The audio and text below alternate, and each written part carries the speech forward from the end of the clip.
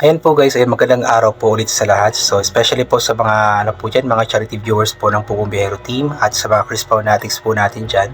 In this video po is pag-uusapan po natin itong naging first sahod nga po ni Krishna na paldong-paldo po talaga, although hindi ipinakita ni Krishna at ayaw po makita nila Sir Paul kasi nga po privacy na po yun ni Krishna at sa kanya lamang po yung sahod na iyon. But then sa reaction po ni Krishna, kitang-kita po natin yung sobrang tuwa, sobrang saya po niya. So ibig sabihin is medyo alam niyo na po yun. At alam ko na malaki po ang maitutulong po nun kay Krishna, lalong-lalo na nga po sa kanyang pamilya. Kaya kasi nga po paldong-paldo nga po siya sa kanyang first sahod, which is deserve din naman po ni Krishna iyon dahil nga po sa kanyang pagbibigay po ng kasiyahan sa ating mga charity viewers, mga Chris Fanatics, lalong-lalo na nga po sa PB team at kay Pugumbihero mismo.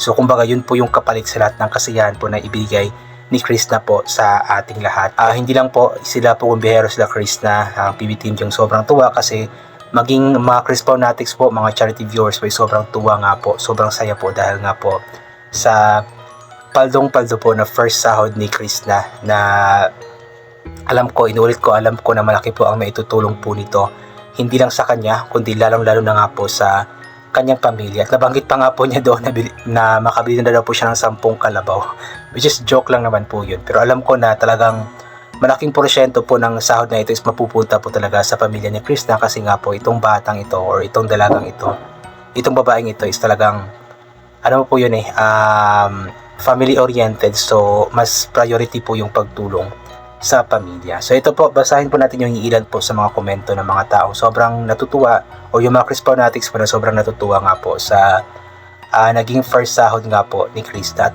alam po yun ninyo, sobrang natutuwa din po ako kay Krishna kasi talagang hindi po niya nakalimutan na pasalamatan po lahat ng nanonood or mga viewers po ng kanyang vlogs, especially si Sir Paul. Talagang pinasalamatan po niya si Sir Paul dahil nga po hindi mangyayari ang lahat ng mga bagay na ito kung hindi nga po dahil kay Sir Paul. At of course, number one po sa Panginoon kasi hindi mangyayari talaga lahat ng mga bagay na ito kung hindi dahil sa plano ng ating Panginoon. Talagang ginamit po ng ating Panginoon si Pugumbihero at ang PB team para matagpuan si Krishna at matulungan nga po. At ngayon nga po is paldong-paldo na nga po itong si Krishna sa kanyang first sahod.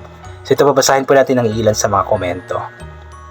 Mula kay Fairlyn Travina, alam niyo matalino si Krishna, very clever siya, sumagot, and a very strong person. Always take care, Krishna, magpakabait ka kasama si Sir Paul at sa lahat ng PB team. May future ka kay Sir PB, never mind the basher, hindi sila nakakatulong. Yes, never mind the basher. At alam ko na yung mga basher po na yun is nanonood pa din naman po sila. So nakakatulong pa din po sila sa pagkakaroon ng kahit kaunting earnings or revenue nga po sa video. At agree po ako na talagang very clever po si Krishna. Napakatalino na bata. At alam mo yung mabilis po siyang makakatch up po sa mga jokes po ng PB team. Nakakatuwa lang. From Marisa Gotostos, ayan, napaka-ulirang mo anak, Krishna, talagang inuna mo ang pamilya. Saludo ako sa iyo, Krishna, basta be humble. Lagi, huwag kang magbabago. Andito lang kami susuporta sa iyo at sa inyo, all PB team. This is the beginning na Krishna, basta isipag pa para makamit mo lahat ng dalhin mo sa pamilya mo at sa inyo ni Sir Paul. We love you both. Chris Pao, God bless PB team. Yes po, ito na po yung simula ng pag-angat nga po ng buhay. Hindi lang ng buhay ni Krishna kundi ng kanyang pamilya. Kaya napakalaking tulong po talaga ng ni Sir Paul at ng PB team nga po sa kay Krishna at sa pamilya po nito. Isang napaka-ulirang anak nga daw po kasi talagang inuuna po ang pamilya bago ang sarili. From Arlene Montiel, ayan, wow, nakasahod na si Krishna. Huwag kalimutan ang Diyos na pasalamatan dahil alam na natin si Sir Paul ang ipinadala ng Diyos para matulungan ka. Thank you, Lord. Which is, yes, agree po ako dyan. Ang lahat ng mga bagay na ito nga po is hindi talaga mangyayari kung hindi dahil sa Panginoon po. Ang Panginoon po is talagang plinano ang lahat ng mga bagay na ito. Kumbaga parang ginamit po niya or talagang ginamit po niya si Pugumbihero at ang PB team para matagpuan si Krishna, makilala, malaman ang kwento ng buhay at natulungan nga po at patuloy pa rin tinutulungan.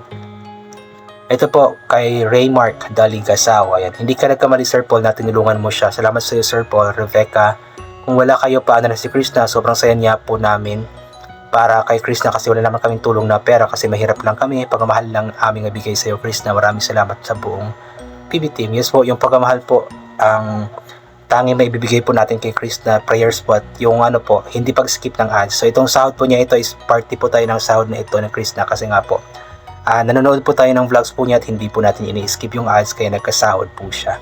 Ayan. Kaya sabi ni Sir Paul, napasalamatan ni Chris na yung mga viewers kasi ang mga viewers po talaga yung dahilan kung bakit may sahod si Chris na. Of course, number 1 sa Panginoon, inulit ko nga po, huwag natin kalimutan yun always. Carmela Tomas, ayan. Congratulations Chris na natuwa naman ako sa iyo, be. Para sa iyo yan at family mo. Salamat Sir Paul. Kasi nandyan ka po na naggabay sa kanya. Salamat sa lahat ng viewers. Yes po, talagang para yan kay Chris na at sa kanyang pamilya. Paldong paldo. From Emily Cortez, congrats Chris na mag-upload ka ng mas maraming contents para mas malaki ang sweldohin mo. Huwag kayong paapekto sa mga bashers. Kita naman sa mga mata nyo na in love kayo ni Sir Paul sa isa't isa. Yes naman, kitang-kita naman, paldong-paldo po silang dalawa.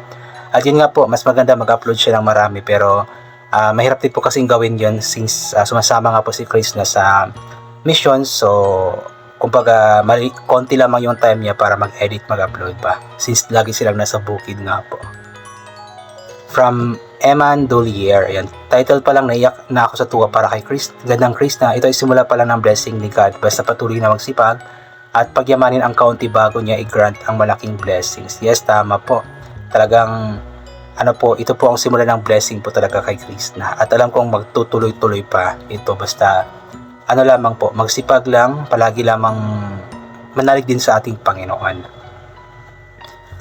Elvera Pusok, ayan, congrats Chris na mahusay sa unang sahod mo, malaking tulong po para sa pamilya mo, sipagan mo pa sa pag-upload langga para sa susunod na buwan. Thank you Sir Paul Pugumbihero sa pag-guide kay BB Loves mo, paldo na yan. God bless you both, ingat kayong lahat, PBT. Yes, napaka laking tulong po ng pag-guide nga po ni Pugumbihero kay Chris na, especially pagdating sa vlogging.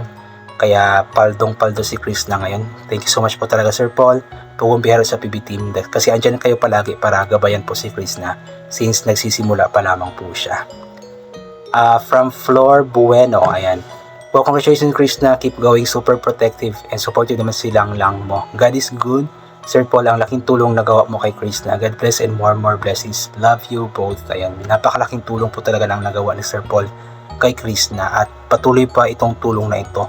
Basta magkasundo lamang sila palagi, of course. From Jeffeline De La Cruz, ayan, congrats sa'yo Chris na unti-unti mo nang matutupad ang iyong mga pangarap. Ipagpatuloy mo lang ang kabutiang loob, ang pagmamahal kay Sir Paul sa iyong pamilya. Yes, tuloy-tuloy lang sa pangarap mo, Chris na. Kaya yun po, ilan lamang po yung sa mga komento po na aking nakita, but then marami pa po mga good comments po na masaya nga po yung mga Chris po natin, si mga charity viewers po dahil nga po sa first sahod ni Chris. Ayan. So yun, I think hanggang dito na lamang po muna ito. God bless po and bye for na po.